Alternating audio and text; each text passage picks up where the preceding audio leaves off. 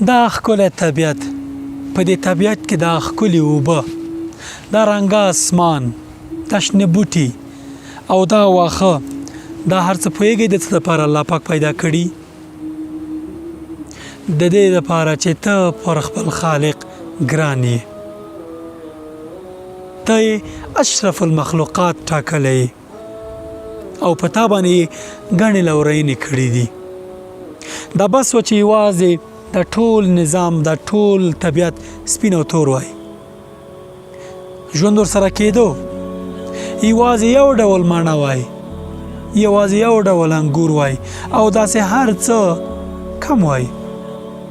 خو الله پاک غواړي چې په تا باندې ډېرې لورینې وکړي. د څه لپاره؟ د دې لپاره چې ته پرې ګران یې او مننه ترې وکړې. ته یې مقرب مخلوق یې، خو ته غافل انسانه، کله د دې هر څه په بدل کې خپل خالق ته یوه سجده کړې، مننه دې ترې کړې.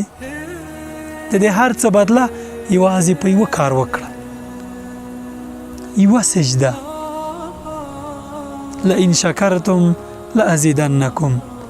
که چیرې تاسې مننه وکړئ، الله تعالی به ستاسې په هر څه کې، هرو نعمتونو کې چې تاسو ته یې درکړي، زیاتوالی راولي.